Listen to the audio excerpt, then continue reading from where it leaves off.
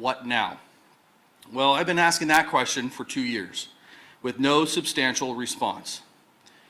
But the issues are here today, and those issues are in the form of people literally at the border and crossing the border.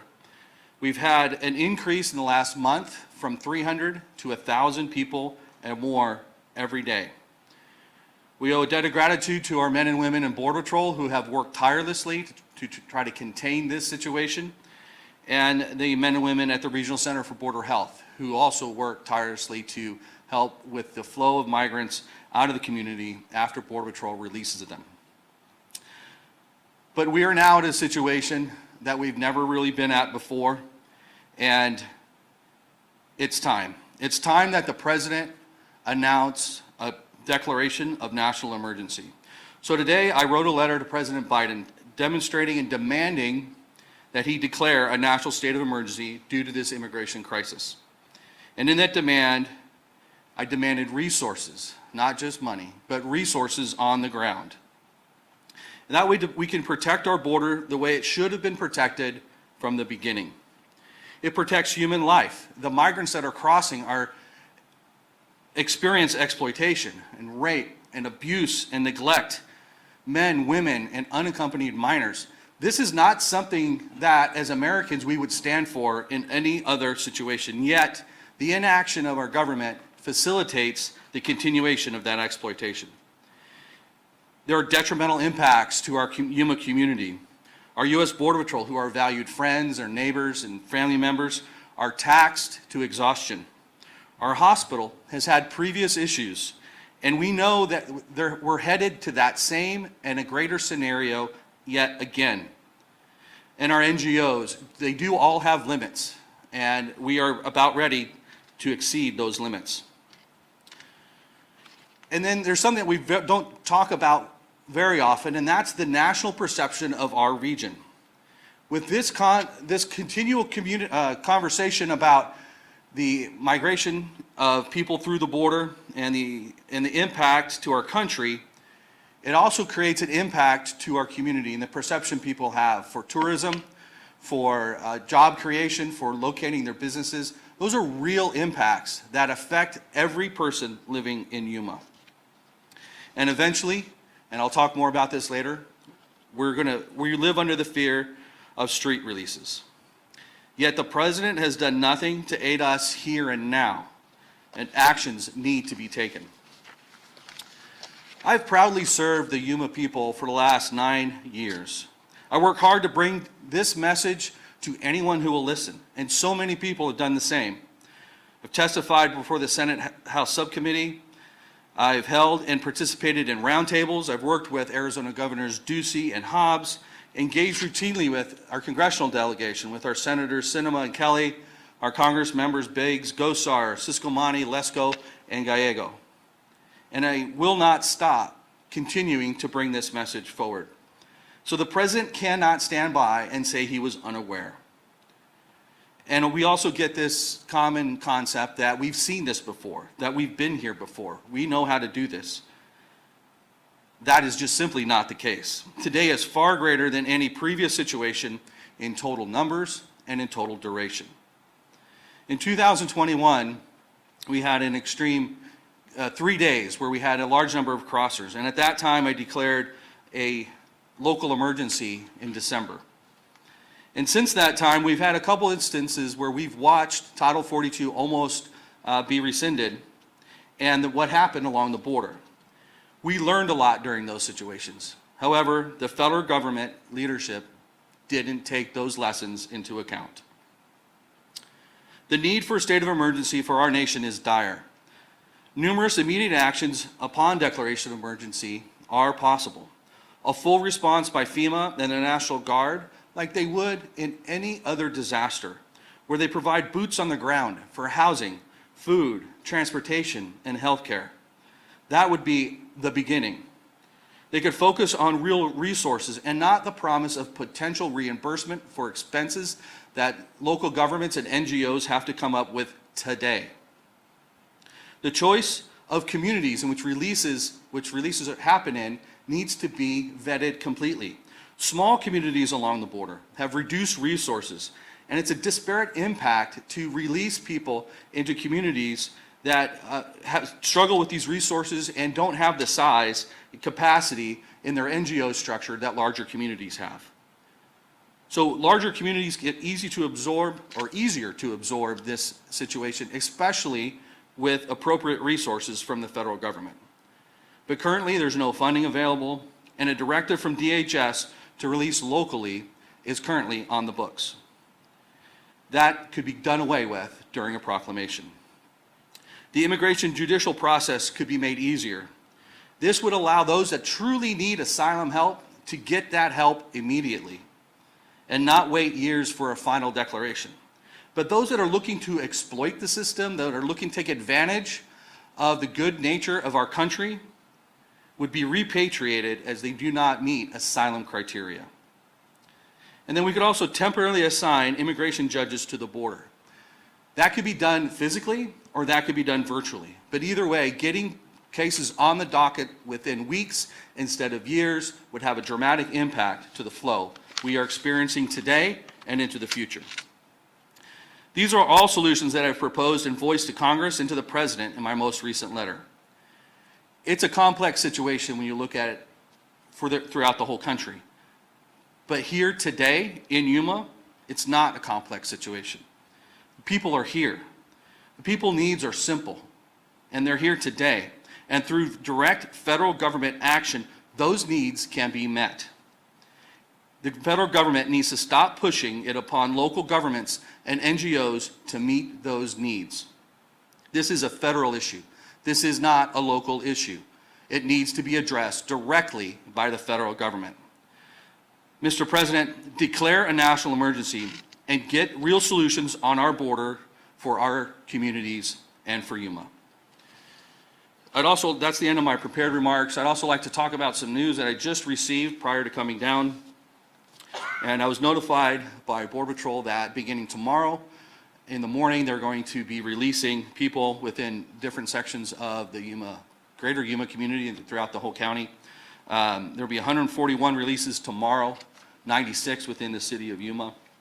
And these are people that have been vetted to at least to the point where Border Patrol has issued them notice to appear papers, and which wherever they end up living in the country, they are to follow up through the judicial process. Unfortunately, that process is years, 3 to 7 years to get through that whole process. So that'll be an impact to our community. I ask everyone, all of our citizens, to remain calm. There's not people that are convicted of crimes that are being released. There's going to be single adults, and there's going to be family units. As it moves along, we look to try to find better solutions than we have today, working with the governor's office and working with our senators to work towards positive ends. But that's the situation we're at today. And the releases, just to make sure this is also out there, the releases are not going to be in neighborhoods. They're going to be in more commercial type areas that have resources that the migrants could then engage for their own ability to move along into wherever their ultimate destination is. So with that, I would like to invite our chairman of the Board of Supervisors forward to say any comments.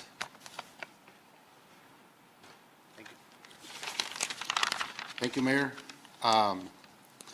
As you are aware, and if the ones that are not, I did send a letter yesterday to the President, and also requesting assistance to provide more transportation, food, and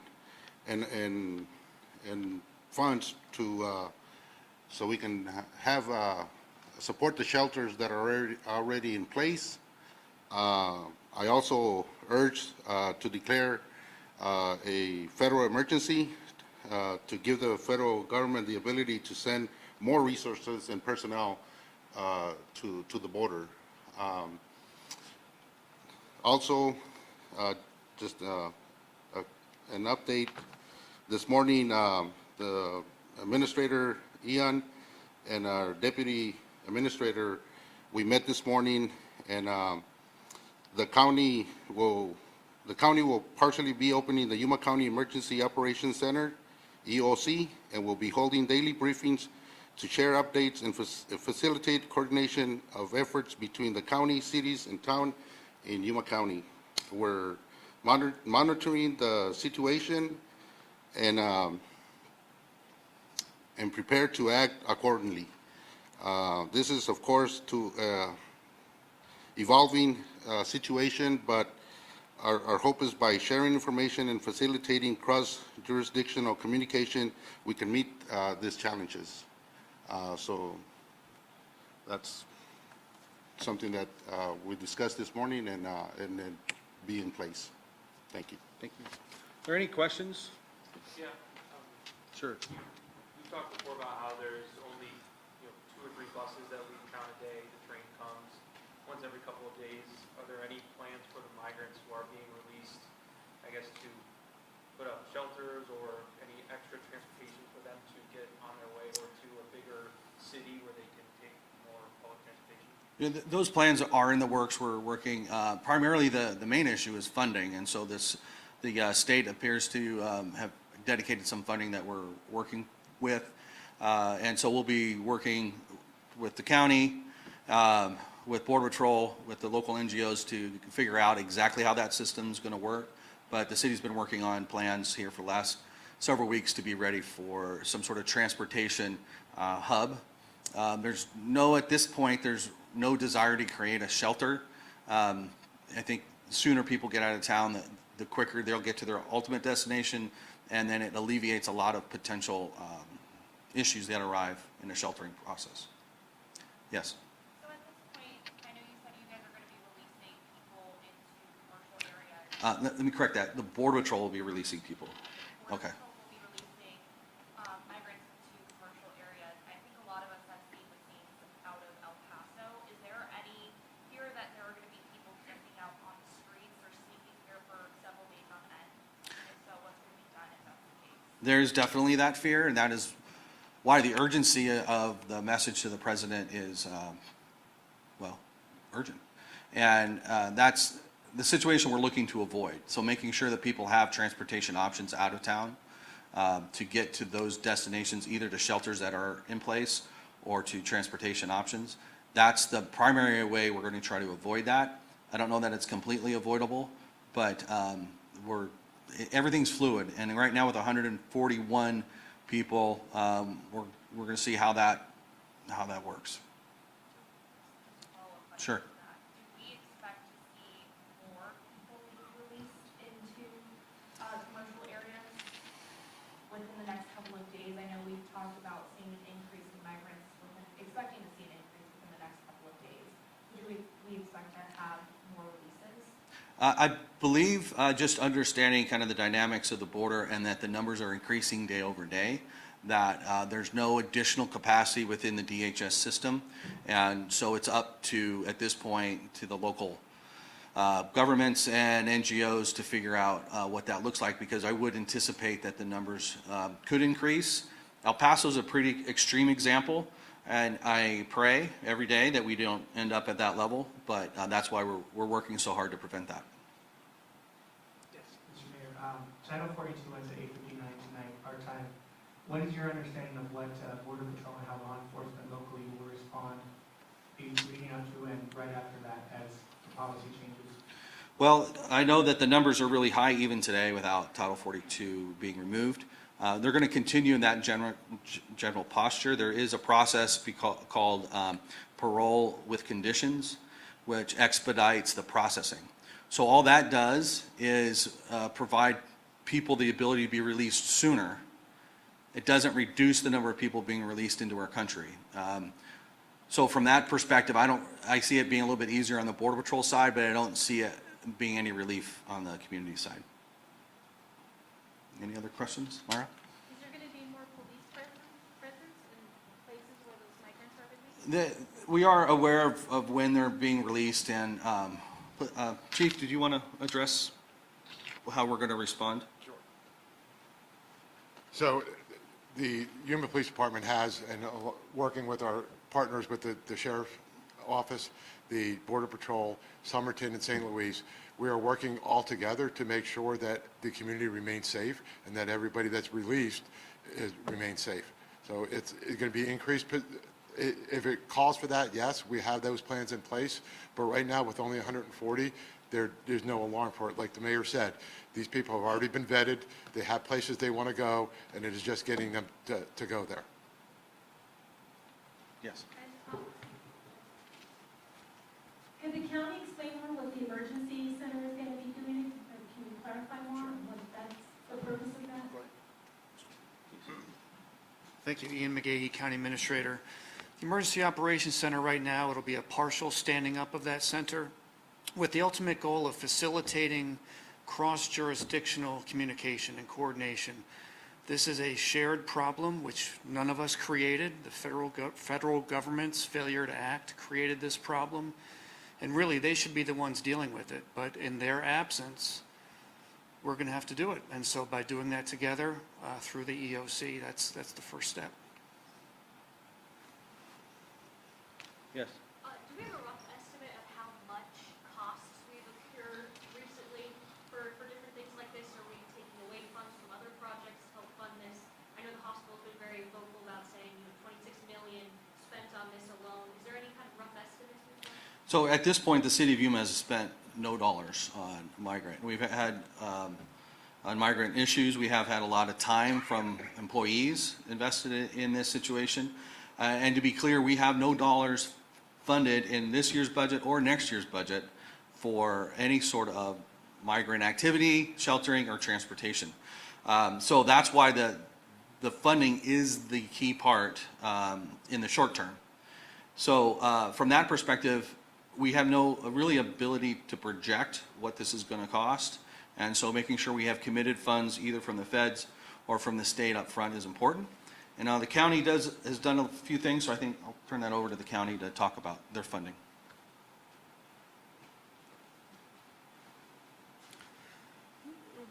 What How specifically? much money have you spent and what do you expect to continue to? I'm not sure if I can answer that question, Mr. Mayor, how much That's we've her spent. question. Yeah. System, water plants, pretty much. And Oh, I don't sure. know the sheriff. So, right, the county has committed to providing porta potties at the border, really for two reasons: the humanitarian issue there, and then, of course, the integrity of the agricultural fields nearby. And we've spent, I want to say, $75,000 on the porta potties that are there, and that's going to continue, and it may have to expand as needed. But that's a continuing cost borne by the county, and we're going to continue to pay for those as needed. Yes. I know it's a complex situation, so it's a broad question, but can you explain exactly why Border Patrol is essentially going to need to drop migrants tomorrow? Why that number? Well, I can't talk to you why that specific number, but in general, the process works where Border Patrol brings people in and they process them, and then they, normally they would push them over to ERO in the ICE group. That's not been possible for over 2 years. And so they either look to work through other Border Patrol sectors to accommodate the flow, or they work with a local nonprofit. And right now, with the surge is being experienced all across the border, so there are no Border Patrol sectors to surge people to. So we have to deal with all of it locally. So those that are not being repatriated to their home countries, are not being returned to any other country, then have to be accommodated somehow. And if they're not known as a criminal element, then they're released upon their own recognizances, generally to a nonprofit, preferably to a nonprofit that can then address their transportation needs to their sponsor city. When the capacity of Border Patrol and the capacity of the nonprofit are exceeded, then street releases are the next element. To follow up, the folks there, the folks who are being dropped essentially, are they aware of the situation? Are they having this explained to them? What is happening? I really couldn't talk to the element of what they're being told. I know that there's quite a few different countries and different languages that are in the mix at this point, so I don't know how any of that's worked out. I'm sorry. Sheriff, would you know? No, you wouldn't know me. Okay. Any other questions? Yes. We had also heard of other cities experiencing similar situations, busing migrants to other areas that were, I don't want to say experiencing a less, I feel like we've heard of other cities having the same issue, busing out migrants to other cities to kind of have them deal with it, or just kind of spread everything out. Have you guys experienced that here in Yuma?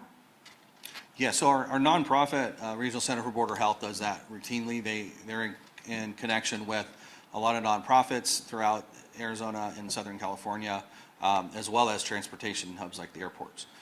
So that's typically how that's handled.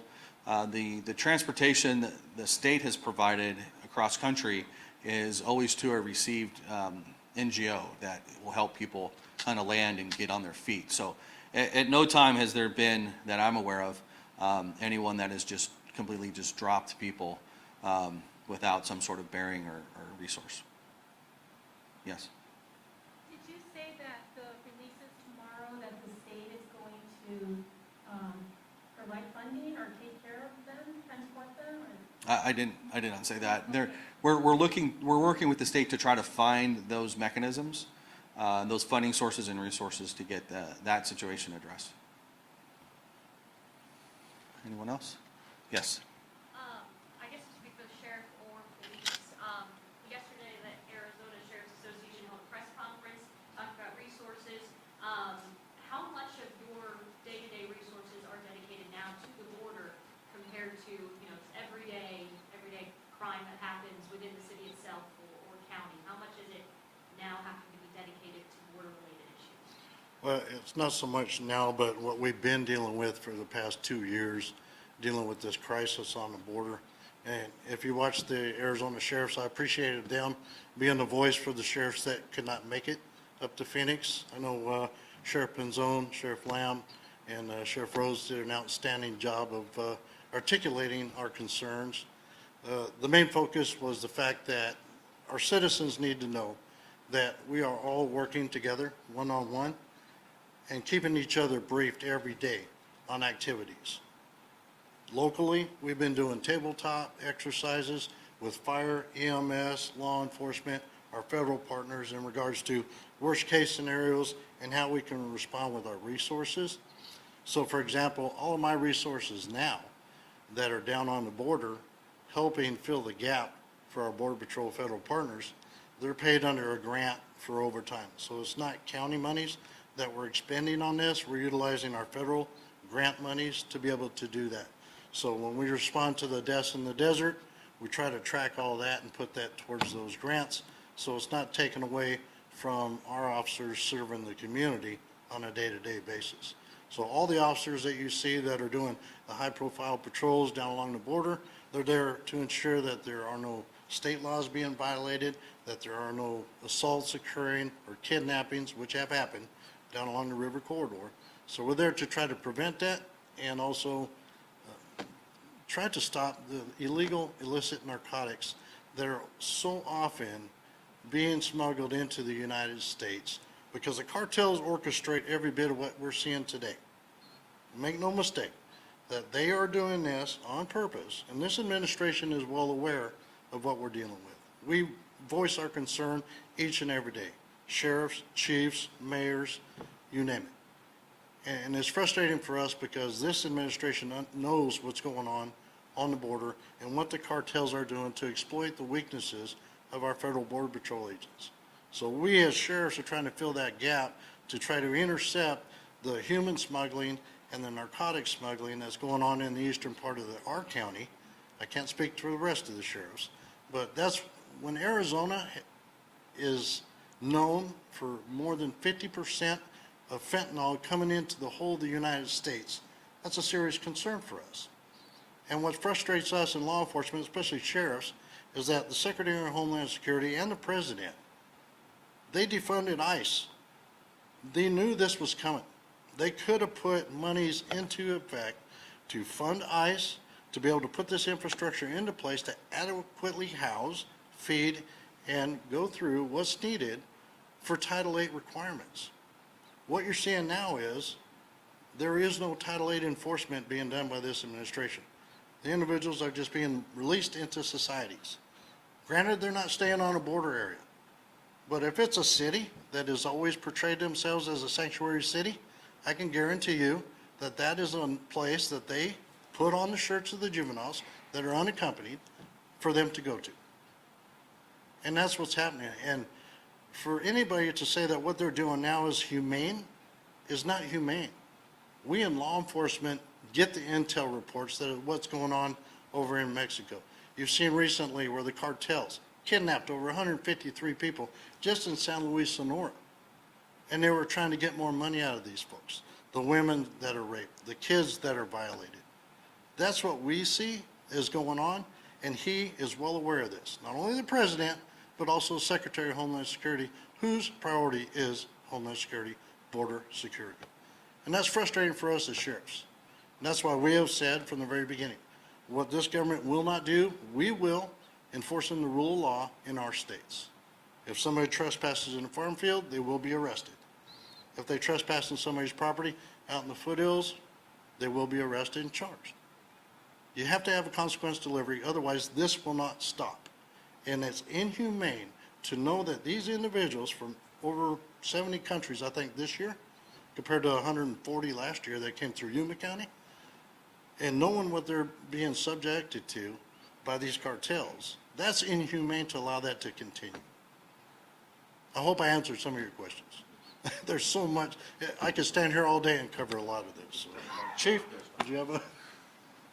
Much like the sheriff's office, we are part of the Stone Guard grant, and we do have officers who work overtime, that they choose to work that overtime to work on border issues. The police department has training, has had practices over the years, and the dedicated members of this police department know what they need to do to keep everyone in this community safe and to make sure that everyone is treated fairly and constitutionally. And so to say, have we dedicated resources? We've dedicated time to making sure that our officers have the proper training, that they react to these situations in a proper manner, and also in planning that in case there is a unknown mass exodus over here to Yuma, that we're going to be able to handle it to make sure the community stays safe and that actually the migrants stay safe too. I just would like to add one thing. This came up all of a sudden. I did talk with the chief for Border Patrol here locally. She would have loved to have been here, but unfortunately, unless she gets approval from Washington, D.C. to come and meet the press and talk to the public, she has to get that vetted and approved. But to be honest with you, they've been in coordination with us each and every day, giving us updates, and it's worked real well here in Yuma County. So I will tell you that she wishes she could be here, too short a notice. But everything that we've told you is information that they share with us on a daily basis. Yes. Or if anyone could speak to the concerns that the border may become closed, or for the people that come through the port of entry who cross into San Luis, Arizona, they come for work or for school to San Luis, Somerton, Yuma, elsewhere. Just talk about what the message is for that regarding possible border closing, port of entry. As far as the law enforcement side, we're in communication with the port director, who's in charge of the port of entry. So he said right now they don't ascertain any of that happening unless there's something significant that happens. And we've experienced that in the past with cartel violence that's going on over there right now, where they've had to shut it down for a short period of time for public safety. But there has been no mention from the port director of shutting down the port of entry unless there's a major emergency that's happening. But, Mayor? Yeah, it's always a short duration at this point. The only time I've seen a port shut down any duration would have been in the Del Rio experience, and that was to gain operational control of the border. I don't see that we're at that point, and I would expect every conversation I've had with the port director, his mission is to keep business flowing through both ports of entry. Yes. Yesterday I asked you if residents should be scared, and you said no. Is that still your feeling? That is still my feeling. This is not unfettered, so they do go through Border Patrol screening. It's not a perfect screening, obviously, but there is at least some hands and some tracking done, hands put on people and some tracking done to make sure that we're trying to weed out all the nefarious individuals. I particularly myself, I'm not concerned, and I would recommend people just to be like you would with anyone else, just eyes open. If you see something, definitely call it in. 911 it works, but to be just afraid as a base level, I would not be. If you see someone doing anything, whether they're a migrant or a resident, you should have the same response. How often, That's right. how often do we see migrants stopping at that area that you guys have set up, and turning themselves into Border Patrol agents versus the amount of people that run or try to, get into the city and neighborhoods? So the overwhelming majority turn themselves in. If you go to the border about 4 in the morning, you'll see them lining up in order to be interdicted. Those that are looking to evade are generally either carrying drugs or they're some sort of gang or nefarious member. And so I don't know if I don't have any numbers. Sheriff, do you have any sense on gotaways? So from what I understand back, as far as April numbers, you had 119,000 that were apprehended along the river corridor by Border Patrol. And I want to say it was roughly 1,000 getaways that they know of. And usually that's typically out towards the eastern part of the county where we see the smuggling of narcotics and individuals being smuggled in as well. So the numbers as far as getaways, according to the chief, have gone down because of what's going on now. Our fear is that they're going to start going up. Any other questions? Yes. Have you been in contact with mayors from any of the other cities in Arizona about resources they might be able to provide, transportation, infrastructure? You mentioned it might help if migrants went to larger cities. We've talked in general over the years, and particularly as this situation ramps up, we've talked in generalities. Because it's really a federal issue, I don't know a single mayor who's going to commit their local funds for that willingly, but it's really the connections to the nonprofits in those communities that are critical, because that's where the potential reimbursement can happen, and really the infrastructure of how you house people and transport people would be more effective. Thanks. All right. With that, I appreciate your time. We'll stay close. We'll have more information as it's available. Thank you.